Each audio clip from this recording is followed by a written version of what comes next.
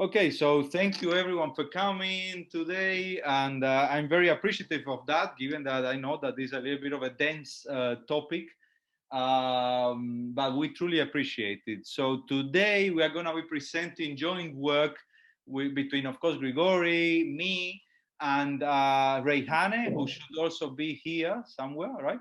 Who is a colleague from Iran of us. And this talk will be about a Lindstrom theorem for predicate intuitionistic logic. And this, I will tell you in a minute what that means. So let's start, Grigory. Let's go to the next slide, I guess. Yep. So what is a Lindstrom theorem? Well, in 1969, Per Lindström, I think he was a Swedish logician, a very famous guy.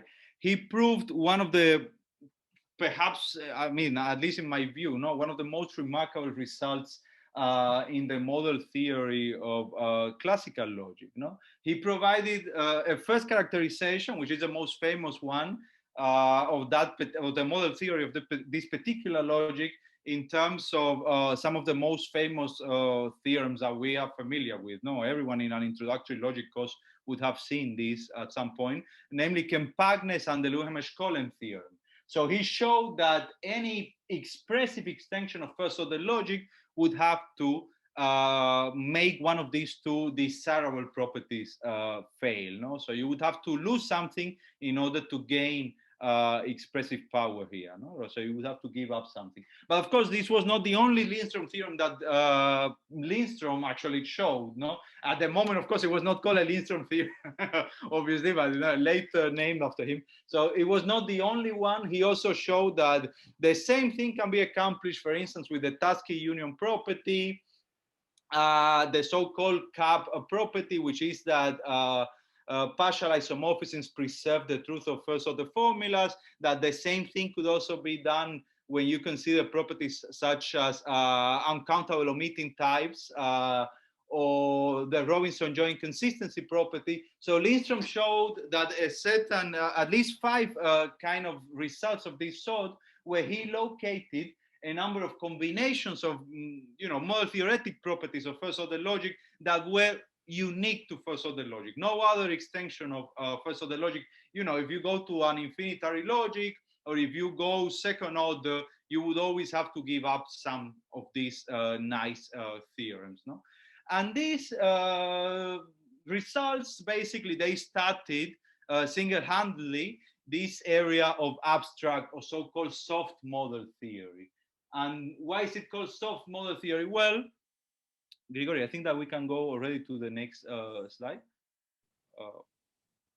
Well, because in fact, in this area, you only use, according to Bauweiss, this is the thought behind this name, you only use very general properties of a given logic. I mean, by a logic here, we basically mean some sort of model theoretic language, right? So you should not confuse it with any sort of consequence relation or anything like that. We are here thinking about languages and semantics for those languages.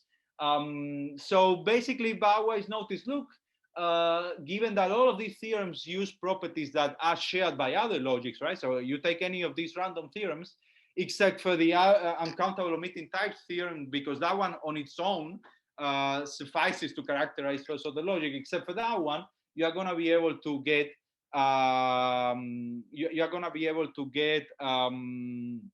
other logics that satisfy these properties that Lindstrom identified as well, right?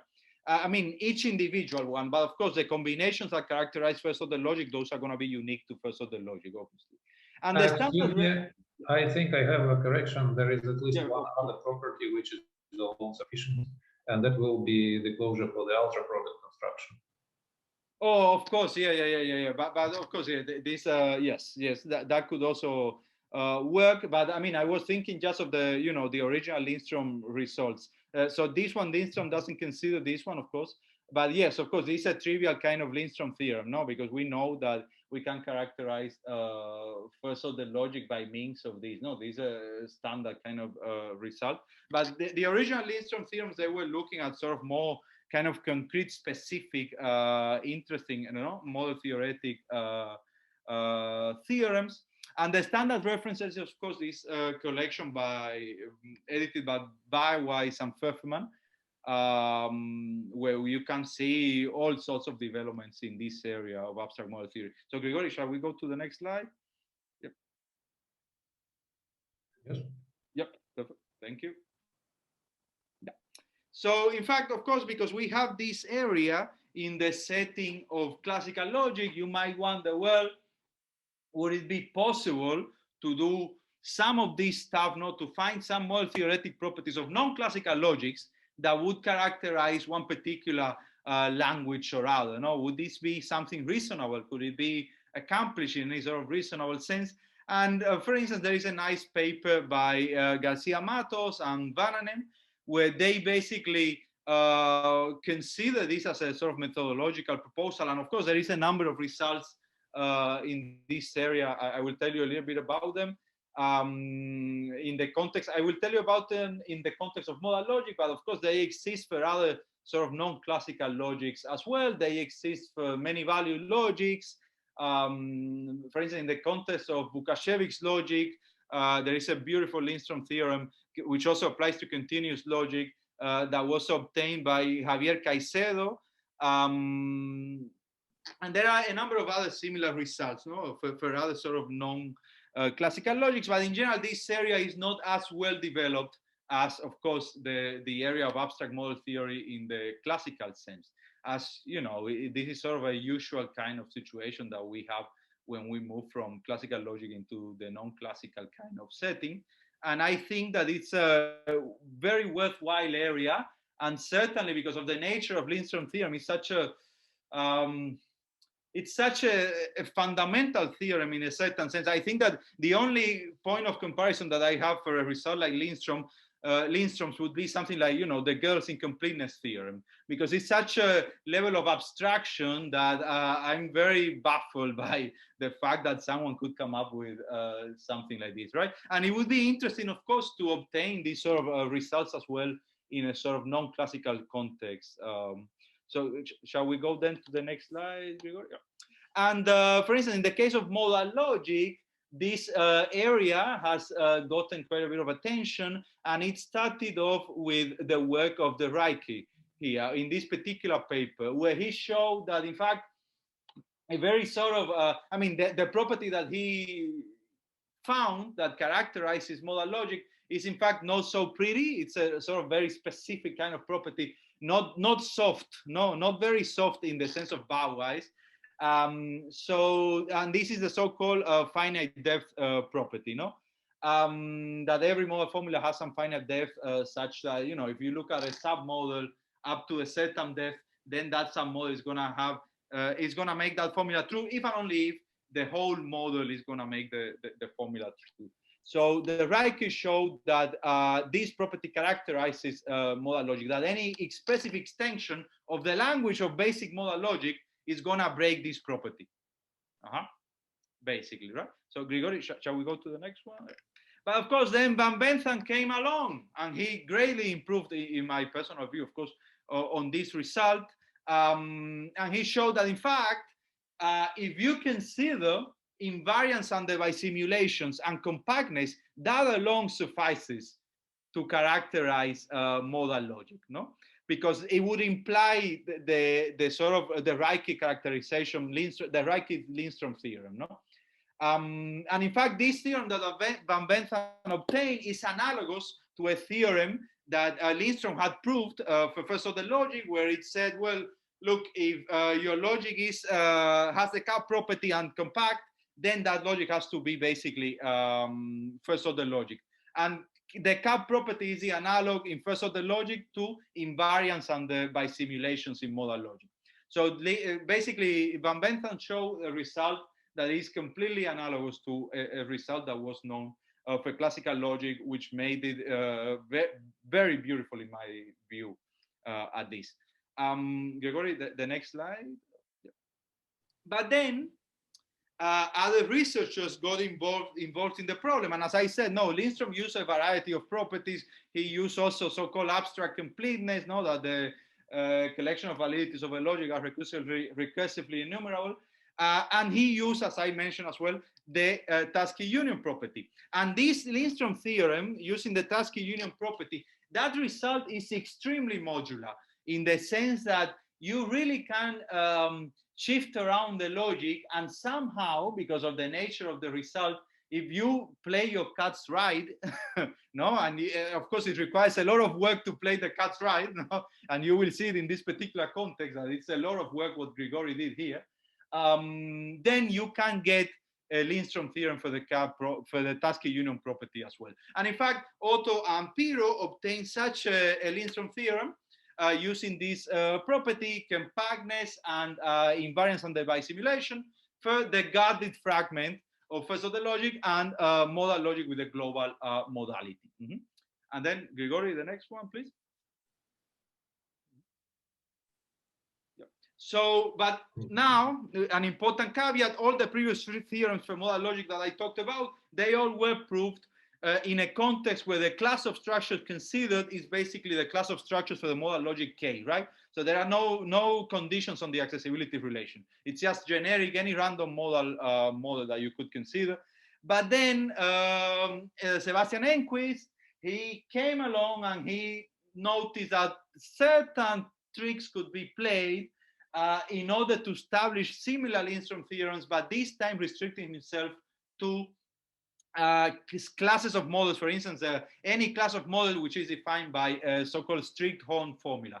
An example of this is the class of S4 models, for instance, right? The models for S4, which is particularly relevant to us. So then, once he had this result, at some point, Grigory and I got talking, and we were looking at the Enquist paper, and I had the suspicion that because Enquist had done this for S4, there should be some way, and it turned out to be a complicated way, but there should be some way that we could obtain some kind of Lindstrom theorem as well for intuitionistic logic, at least at the propositional level, right, which was not known at that particular moment, right?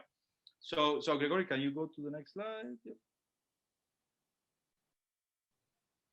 And here it is, right? Intuitionistic logic. We know, of course, that this is the baby of Brouwer, but more properly Heinting's.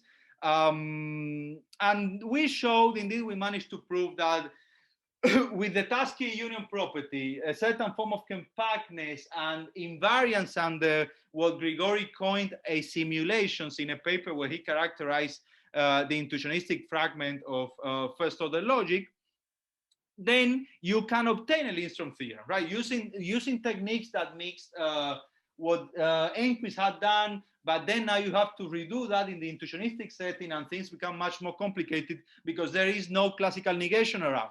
Everything that Enquist did, this was very much classical in the sense that, of course, he had classical negation around, and he could simplify a number of things. We have to make things a lot more complicated due to that lack of classical negation. And this result for the propositional case was established and published in the Notre Dame Journal of Formal Logic. And I also should mention that there is another Lindstrom theorem for first order modal logic, which was obtained by our co-author Reihane and one of her collaborators. And then, since Reihane had that idea, okay, so first order modal logic, we had done the propositional case for intuitionistic logic, and we were also tempted to do the predicate case, but we had talked about it and we didn't quite figure it out. When we talked about it a couple of years ago, we didn't quite figure out how to get it done. Then we started talking again with Reihane's enthusiasm, and hence the present talk, right? So, and what are we gonna do? Grigory, can you go to the next slide? This is the problem that we are gonna be looking at, right? So we are gonna try to prove a Lindstrom theorem with the Tarski Union Property, invariance under world object assimilation, which is the first order counterpart of this assimilation relation introduced by Grigory. And that form of compactness, we are going to show that those three properties characterize first order intuitionistic logic in many of its normal variants, right? Constant domains, different versions of equality, etc., etc. So in reality, we have, strictly speaking, 6 Lindstrom theorems, depending on which version of intuitionistic logic you look at. And now I'm going to give space to Grigory to actually, show you all the excruciating details of the stuff. Okay, Grigory, please take it away. Thank you, Guillermo. So yes, in fact, one difficulty was related to the absence of Boolean negation. This was mainly overcome already in the propositional case. The other thing is that if you know a thing or two about the classical abstract model theory, you will immediately remember how big a role is played by constants in it, right? So people basically avoid mentioning variables altogether. And if we look at that in the intuitionistic case, think of it, not every object in the intuitionistic model can be a possible value of a constant. So this was also a major hurdle. And we had to figure quite a lot, to think quite a lot how to overcome that. So without any further ado, we are proceeding now to the technical part of the talk. And well, we start by introducing our basic language, which is the well-known language of intuitionistic first-order logic without equality. And we also do not allow for functions, so zero-placed predicates. We will be using some notations below, and I'm briefly presenting them here. We will have these special notations for finite subset, then the notation for sequences, their concatenations, and also well, for the empty sequence, and for an application of a function to a sequence of objects. Well, our semantics is a bit different from the usual Kripke semantics of expanding domains, but also it's not new in the existing literature. So, for example, a variant of it is mentioned in this well-known book by Dirk van Dagen. And our models then consist of posets, and to every node in the poset we associate a classical model in effect. And the important feature is that these models, they need to have disjoint carrier sets, disjoint domains, and they are connected by a system of canonical homomorphisms leading from every given node to a classical model associated to any accessible node. And the system of canonical homomorphisms need to be well behaved in that the endomorphisms in this system, they must always be identical mappings, and also the canonical homomorphisms, they need to stack up nicely in that certain triangular diagrams, which I hope you picture already, need to always commute. And we will also need the notations for the whole domain of objects of a given model and for a model reduced to a smaller language. And here is also an alternative, excuse me, here is also an alternative notation for the model structure that we will employ.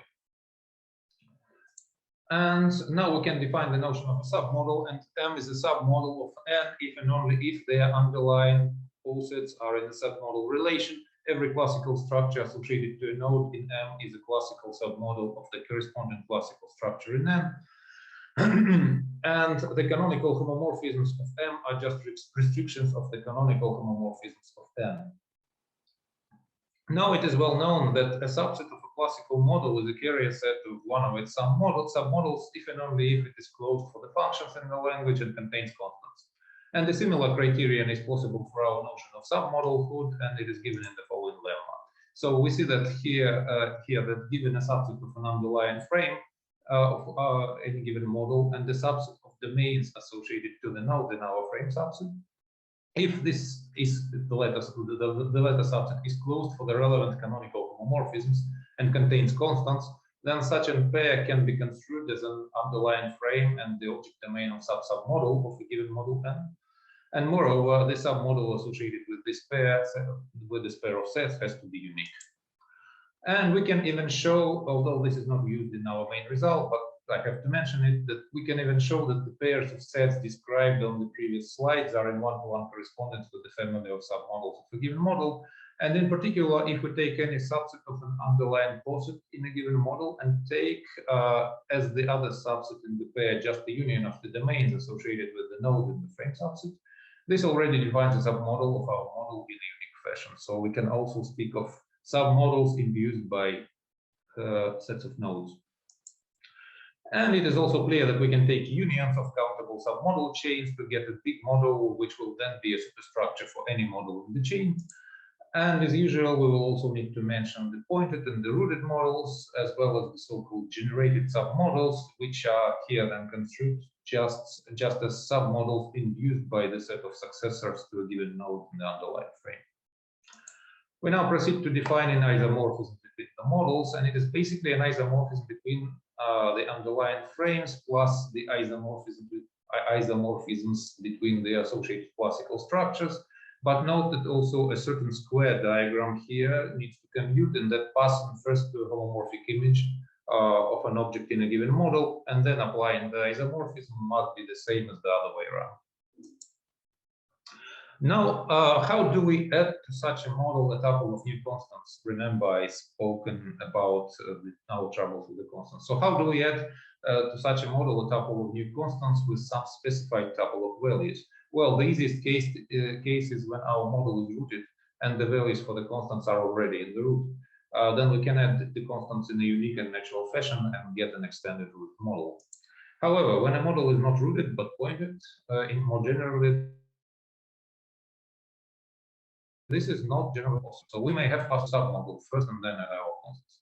This submodel will have to include at least the submodel generated by the node in which our constant values live, but it could be also somewhat larger than that. So thus we get what we call the set of possible constant extensions of a given model, which we denote like this. And well, right, I basically have covered that. And I now want to mention briefly some properties of constant extensions to get us more familiar with the concept. First, the generated submodel is in a sense a basis for the least constant extension, in that an extension based on the generated submodel is exactly what we get from any other constant extension if we, after taking this other constant extension, again pass to a generated submodel. And there are some obvious transitivities related to taking generated submodels and taking constant extensions. However, note that if we alternate generated submodels, then taking a constant extension, then generated submodels again from some later node, this may introduce complications, and that our constant values can already be substituted by their homomorphic images in this later node. Well, we can now define the satisfaction relation, and it is as usual, well, modulo our unusual semantics. The main differences are that in the atomic case, we first define for the atomic sentences and then for arbitrary atomic formulas via the root of constant extensions.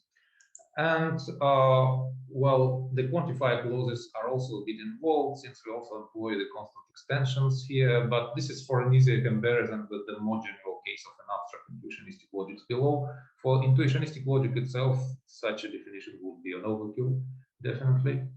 And also, we will show that in the particular case of intuitionistic logic, this involved quantifier clauses can be simplified to look a bit more familiar. So here we say that this is basically what we get from these definitions is basically still the well-known intuitionistic logic, in that the definition for the atomic case is equivalent to the usual one. Our relation is monotonic with respect to accessibility, I mean our satisfaction relation. And passing to a generated submodel does not affect the satisfaction relation. And also in the quantifier clauses, we can just refer to the generated submodels instead of arbitrary constant extensions. Well, moreover, we can even directly quantify all the constants in a way that we can equate a constant quantification with a quantification of a fresh variable in a formula psi here, which yields our initial quantified formula, so phi, as a substitution instance. And of course, every formula with constant quantification will then have infinitely many syntactically different but semantically equivalent representations. But since we are going to use this in an abstract model theoretical framework anyway, they will be as good as one and the same formula for us. And also constant quantifications can have very simple clauses, quantifier clauses associated with them. These are derived from the simplified quantifier clauses I had in the previous slides, and that's it. We can now pass to consideration of some subclasses of Kripke models. And before I display them, it is clear that we can define validity and satisfiability in our models in a standard way, both in general case and relative to any given subclass. And our subclasses are mostly tied to the properties of the canonical homomorphism systems. So we consider the cases where the canonical homomorphisms are assumed to be injective, surjective, or bijective, and the latter class is, of course, the intersection of the former two. And it is, I guess, rather straightforward to see that in the same way as our basic intuitionistic logic comes out naturally as the logic of all the Kripke models, The intuitionistic logic of constant domains, a well-known extension, can be understood then as the logic of bijective subclass, right? Because this will rhyme with that. And in fact, as long as we do not have equality in our language, and we do not have it yet, the injectivity of canonical homomorphisms does not change much in terms of validity and satisfiability. In that, for a given non-injective model, we can always define an equivalent injective model by substituting for our objects functions, picking out some predecessor of a given object in an earlier node for any such earlier node, and then lifting up the predicate extensions and constant values in a natural way. Therefore, we can also construe our basic logic as the logic, say, of injective models, or the other way around, we could construe the logic of constant domains not as the logic of bijective models, but as the logic of surjective models. And this will not change anything in terms of satisfiability or validity. Well, for the sake of uniformity, we will not enforce injectivity for either of the two logics. And in case so, the intuitionistic logic remains the logic of the general class, and the constant domain logic will be the logic of the subjective class. And in case we will need to refer to the injective variant specifically, we will use a different notation. So in for the injective class and b for the bijective class. Next subtopic. Since there is no classical negation in intuitionistic logic, one often interprets intuitionistic theories as pairs of sets rather than sets, so that the truth assumptions are collected in the left set and the falsity assumptions are collected in the right set. I will also call them positive and negative part of the theory and will denote them in this way. And since in abstract model theory, people often avoid mentioning variables explicitly, as I have said, we also interpret complete intuitionistic types as complete series of constant extensions rather than sets of formulas with free variables. And this series of constant extensions are based then on the respective generated submodels. It is easy to see that in this case, in this way, we get a correct notion of a complete type. That is to say, the complete set of the complete type is just a complete set of formulas satisfied and falsified by a given tuple of objects. Well, and here I note briefly that user-generated submodels for defining complete intuitionistic types has the same effect as using any other arbitrary constant extension of a given model. So we could just as well go with any extension in this class.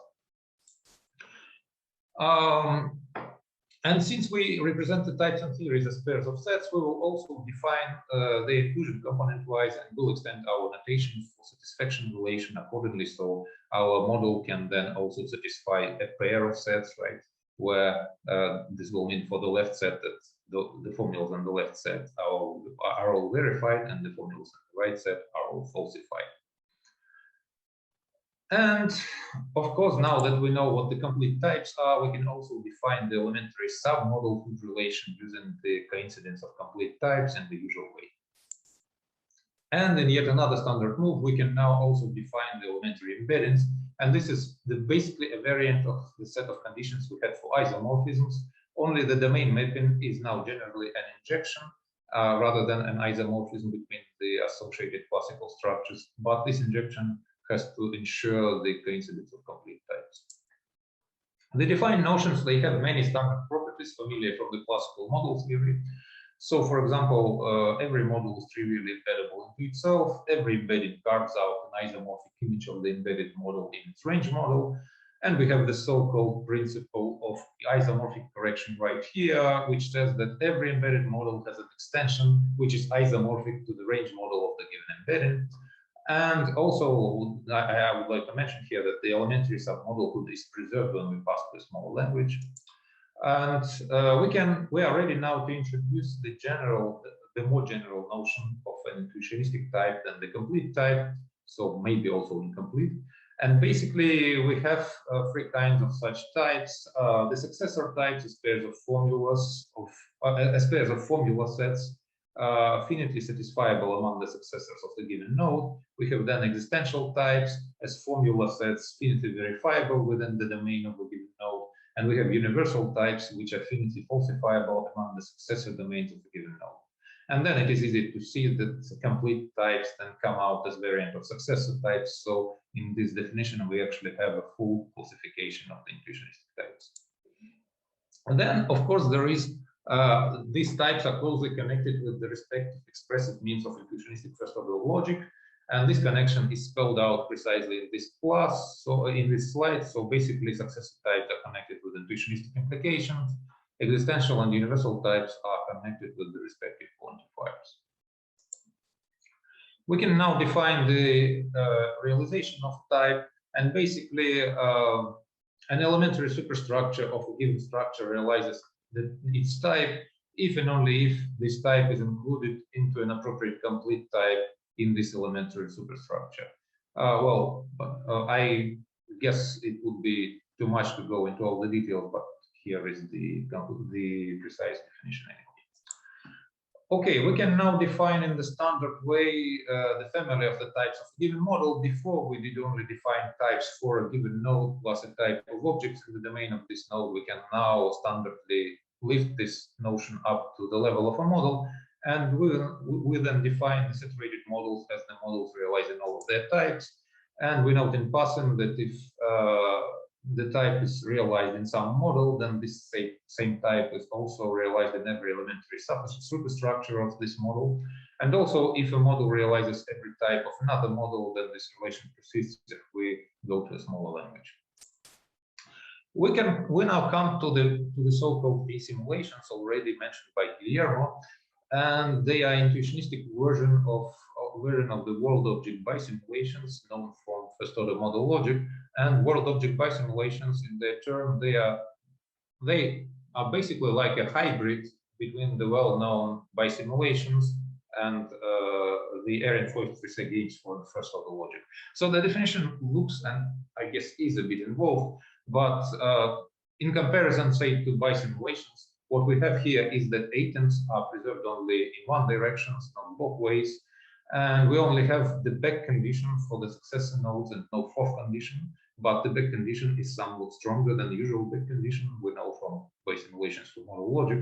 And our relations, they obtain not between the nodes, but between the tuples, which include the node, followed by a tuple of objects in the domain of the node. And the tuple of the objects is the component of our relation where the, let's say, Ehrenfeucht-Frisé component of our relation plays out. So as far as the objects go, we have the normal fourth condition of Ehrenfeucht-Frisé games, and we have the back condition. But in the back condition, note that the addition of new object in the tuple on the right, it always comes with a price of a jump to some successor node. So there is some involvement here too. So here I basically collect some well-known constructions from assimulations that work. Basically, we have here closing for subsequences, scaling down to generated submodels, and so forth. And I also say that assimulations, they preserve the complete intuitionistic types. And as usual, we have a sort of the converse to the latter statement that if our models are already saturated, then we can simply define our assimilation relation as the complete types inclusion. The next component needed for our result is the unraveling of a model around the node, and it's also well known and widely used in model logic. Basically, what we do is we replace the underlying poset of a model by the set of paths through this poset. And that's it. In our case, unlike in the basic model case, we also need some additional stipulations to ensure that the resultant frame is again a poset, and that the different nodes, they end up having pairwise disjoint associated domains. Here I introduce a couple of notations to save the horrible clutter of this definition here. And this construction allows us to canonically define assimilation between the initial model and the result of its intuitionistic unraveling, so that we can show that the unraveled model is in fact intuitionistically indistinguishable from the original model. And the most useful feature of the unraveled models is, of course, the underlying posets, which have very handy discrete and finitary underlying order, and therefore more generally we will call it an unraveled model any model which has an underlying poset isomorphic to the result of some unraveling. Okay, now we have been staying in the equality-free intuitionistic logic. Now we come to the equality problem. And it is well known that the intuitionistic equality comes in two forms, which are sometimes called extensional and intensional equality. And if we take the more usual expanding domain semantics, the intensional equality in it is just the true equality of objects. Whereas the extensional equality is just some equivalence relation we add to our language, which happens also to be a congruence relation with respect to the available predicates, so which verifies all the formulas of this form. However, in the context of our semantics, and it is, I think, a nice feature, both types of equality are true equality and are given by the same clause, by this one. And the difference between them then boils down to whether we improve the injectivity of canonical homomorphisms or not. Thus, intuitionistic logic with extensional equality is just the same as intuitionistic logic with equality. Very simple. And the same goes for the logic of constant domains. We add extensional equality means we add just equality. By contrast, intuitionistic logic with intensional equality is in effect the logic of injective homomorphism with equality. And the logic of constant domains plus intensional equality is basically the logic of bijective class with equality. So intensional equality thus always extends a different variant of its underlying logic than extensional one. And we can now define the family of standard intuitionistic logics. Basically, we have here the intuitionistic logic, the logic of constant domains, plus two variants of adding equality to each of them. And we can extend to all of these logics all the definitions and all the theory developed above for the basic intuitionistic logic. So basically, you can just read all the previous slides like 5 more times and get the variant of all the definitions and statements. And we now finally come to the description of the class of abstract intuitionistic logics. And I have to say that this necessarily has to be more involved than the definition for the classical case. So we will have to dwell on it perhaps few slides in a row. But here I basically remind you of what renaming is. That is to say, we can rename every symbol in our signature by another symbol of the same rarity, and then get another signature as a renaming of our current signature. And we can also rename the models in this way too. So a renaming of a model is just the same model where we rename all the predicates, but don't change the extensions and value for the constant. And now we dive into our definition of abstract intuitionistic logic, and it is quadruple, where the first element defines the class of admissible structures for a given logic. The second element defines the set of sentences for any given signature. The third element encodes the satisfaction relation. And the fourth element basically gives out the range of admissible constant extensions for a given model. And we have a gazillion conditions on every element. So basically the class of admissible structures has to be closed for isomorphisms, for renamings, for the model component. That is to say, if we have one pointed model in it, then if we take another pointed model based on the same model component, it will be also admissible.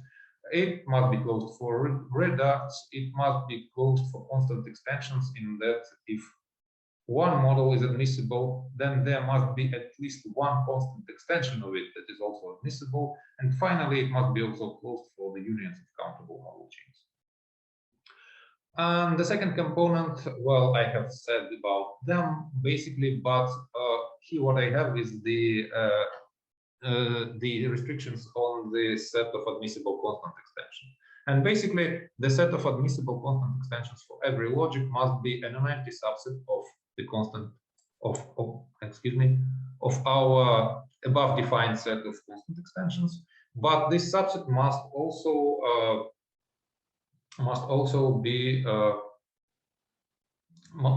satisfy two further restrictions. First, if a model is in this set, then every pointed model based on this model must be admissible.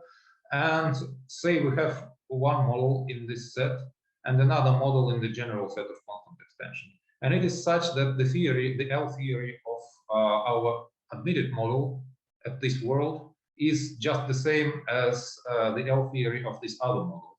Then this other model must also be an admissible constant extension. Now we come to the, I guess, more familiar restrictions. There is the occurrence property saying that with every sentence we have an associated finite signature, basically of symbols occurring in this sentence. Then there is the renaming that we can do a renaming also for the sentences, and then the renamed sentences will be true in the renamed models if and only if the original sentence is true in the original model. Then our satisfaction relation must not distinguish between isomorphic models. If a sentence is in the smaller language, then it must be preserved or invariant under the redux to this smaller language. Our logics must be propositionally closed, so they must be closed for conjunction, disjunction, intuitionistic falsum, and intuitionistic implication. They must be closed for the quantifiers, and here the quantifiers are defined with respect to the admissible constant extensions specific for a given logic. This must be, this special type of constant extensions is necessary if you consider the cases of some standard extensions of, let's say, for intuitionistic logic of constant domains, we can extend it to the bi-intuitionistic logic. And for the bi-intuitionistic logic of constant domains, we will not be able to use our general class of constant extensions. We will have to restrict it to something specific here to get it back. Okay, we have now reached the end of our definitions, and we now come to the notion of expressive inclusion and the expressive equivalence. And basically, one logic expressively extends another logic if and only if the three conditions hold. One, their sets of admissible structures must be the same. Second, this set of admissible constant extensions for the bigger logic must be subset of the set of admissible constant extensions for the smaller logic. And finally, for every sentence in the smaller logic, we must have a counterpart in the bigger logic, which would be basically logically equivalent to that. And if we have this relation both ways, then we can say that the logics are expressively equivalent. And it is easy to see now, after seeing this lengthy definition, that all the six standard intuitionistic logic, as well as the variants of our equality-free logic, they can be represented as abstract intuitionistic logics in this sense. And that's basically the equality, including variants, are always extensions of equality-free variants in all four cases.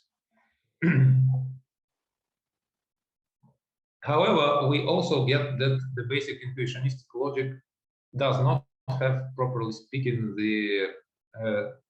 its extension with the intensional equality as a true extension. It's rather an extension of another variant of its logic. But I guess it's okay, because anyway, in the intuitionistic literature, extensional equality is often considered as the more natural variant of equality. Well, in this talk, we are going to be interested in the abstract intuitionistic logic, extending the logic, extending our family of six logics, any of them, and displaying the properties that allow to recover important bits of standard model theory. And we will consider three such properties. We will say that an abstract logic is preserved with respect to assimulations defined for some standard logic, if and only if, whenever we have an assimilation and it connects two nodes into different models, then the theory of one node is included into the theory of another node. Then it is compact if and only if for every pair of sentence sets, it is satisfiable in this logic if and only if every finite subpair of this pair is satisfiable. So basically, both the right and the positive and the negative component must be finite. If any such subset of the pair is satisfiable, then the big pair must be satisfiable too. And finally, we say that the logic has Tarski Union Property if and only if, whenever we have an L-elementary chain, countable chain of models, it is true that the union will be an L-elementary superstructure of any model in the chain. Well, and we observe that, of course, every of our standard intuitionistic logic is preserved under its own notion of assimilation, is star-compact, and has Tarski Union Property in the defined sense. Moreover, even though the model theoretic notions defined above, so like elementary extension, stuff like that, or complete type, or just L type, can be defined also for an arbitrary abstract intuitionistic logic or an arbitrary extension of standard intuitionistic logic. It's not the case that all of the statements we made for standard intuitionistic logics, they carry over. In fact, some properties might fail, basically due to the failure of monotonicity with respect to accessibility relation, or maybe a restriction to generated models may no longer preserve the theories of the node or something like that. So in this case, although we can still define all the same range of notions, they might not end up having the intended or natural meaning. So, for example, quantifiers might not have natural meaning and might not behave as quantifiers at all. However, these problems do not arise for the logic displaying some of the properties mentioned above, and especially if we throw in the preservation under an appropriate notion of assimilation, it turns out to be particularly useful. In fact, this alone allows most of the previous statements, allows for a recovery of most of the previous statements. And basically, I here state some of, I single out some of the statements, but like I said, basically all of them can be recovered. One important thing here is that once we have an extension of a standard intuitionistic logic, which is preserved under the respective notion of assimilation, then basically our admissible sets of constant extensions become the full set of constant extensions defined in the first slide. So there can be no difference in this respect. I'm a little bit short on time, so I will be perhaps going a little bit faster here, but our main result is like that. So if we not only add the preservation under assimilation, but also the other two properties, then we always get a logic expressively equivalent to the corresponding standard intuitionistic logic. And how we go about that result? Well, the one direction is of course easy, because every standard intuitionistic logic clearly satisfies the combination of the three properties. But as for the converse, well, the impact of compactness is like that. The compactness is basically used to say that whenever we have a compact extension of a standard intuitionistic logic, which happens to be assumed that it's not expressively equivalent to the standard intuitionistic logic, then we can find a formula and two-pointed models such that the standard intuitionistic theories of those two-pointed models are in the inclusion relation. However, the first model satisfies our sentence and the second model doesn't. Then the second ingredient is provided by the congruence relations. I will perhaps skip this part, but basically we can define congruence relations on a model, and then we can use the congruence relations to define factor models out of existing models. And these factor models will then be in the relation, there will exist a canonical assimilation relation between, and that with respect to any standard intuitionistic logic, there we can define a canonical assimilation relation between the original model and its factor model induced by a given congruence relation. And then the final ingredient is the extensions. So assume we have a model, then we can extend it, adding two unary predicates for any given object in any given node of the model. Basically, the positive predicate and the negative predicate, where the positive predicate will hold if and only if a given object is a homomorphic counterpart of this object in a later world. And the negative predicate will fail if and only if a given object is a homomorphical predecessor of a given object in an earlier world. And okay, so with this extension, we can define, again, canonically, in case, of course, we are dealing with an umbrella of models, we can define canonically a congruence on a generated submodel.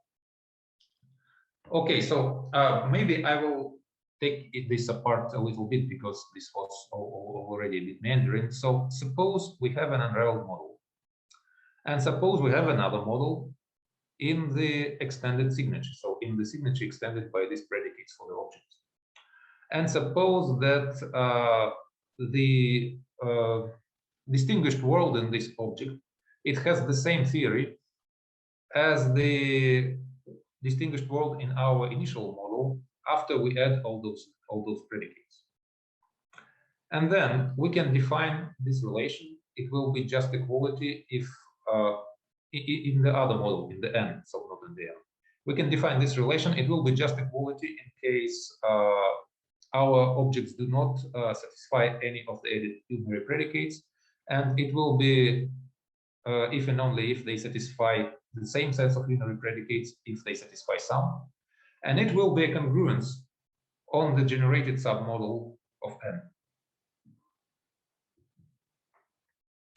Okay, and moreover, if we are basically in the same set, so this is an unraveled model, and this is a model which satisfies the theory of extended model extended by our new predicates, and the congruence is defined as on the previous slide, then we can find an embedding of the extended model, so extended with the unary predicates, to the factor model, which is based on the generated submodel of N.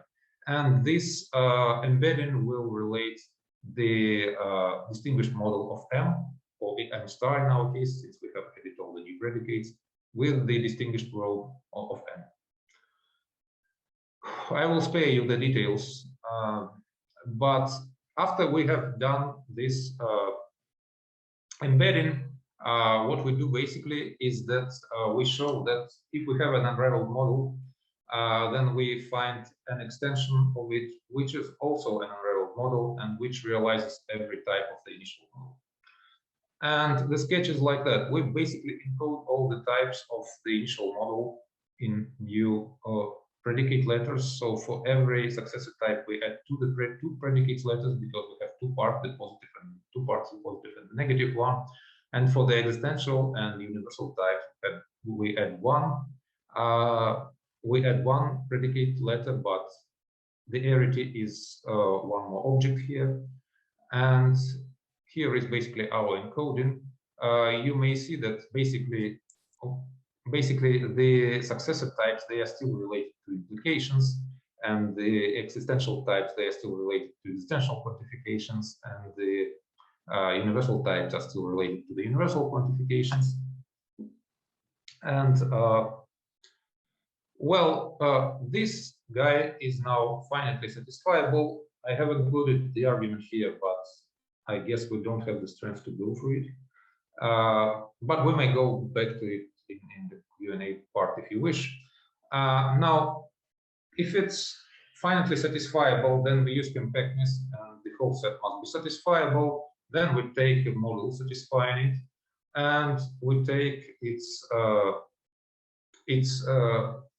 reduct to the signature without the new predicates for the types, but with the new predicates for the objects still in place. And of course, we know that this resulting reduct will still satisfy the theory of the extended model, of our initial extended model. And therefore, we can use the embedding lemma and find the embedding.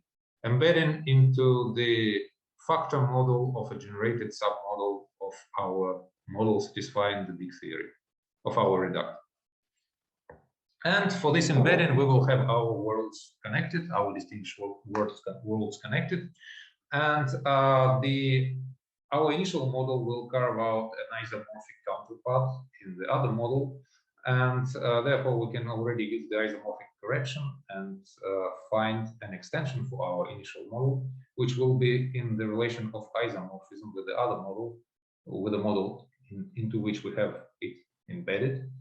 And we now claim that this resulting model realizes every type of our initial model.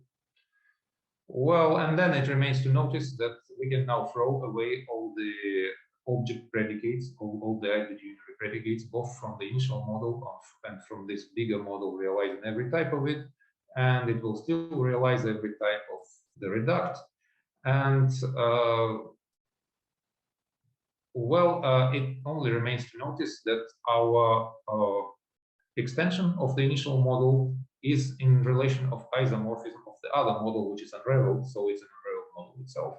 And with this, we have proven the separation lemma, and the rest is pretty standard. So now that we can extend every model with another model, satisfying all of its types, we take any model, we unravel it, and get an unraveled model. And this will be our first model in the chain, and then we repeat the construction of the previous lemma omega types, and then we get the big model, which will be an elementary superstructure of all the models in the chain. And then it's a very standard piece of work to show that this model will be already saturated. Therefore, it will satisfy all of its types, and therefore will be saturated. And now it's the most standard argument of all. So remember, when we used compactness, we found two pointed models such that, and the sentence such that it holds in one model but fails in another model, but their standard intuitionistic theories are in the relation of inclusion. So we use the above corollary to take the L-saturated models, extending these two models such that their theories coincide. And well, in this case, their theories coincide, they are separated, therefore we can define an asymulation between them just by the inclusion of theories or the inclusion of the complete types. And our logic is preserved under asymulation, therefore if our sentence holds in the left model, it must also hold in the right model, but this is not the case because we have chosen phi in such a way that it holds in one model and fails in another. So we have obtained our contradiction, showing that in fact our extension of a given standard intuitionistic logic is just an expressive variant of this same standard intuitionistic logic. So with this, I come to acknowledgements. I am supported by this grant by the awesome German Research Foundation. And well, thank you very much for your attention. I hope I didn't eat up too much into the Q&A.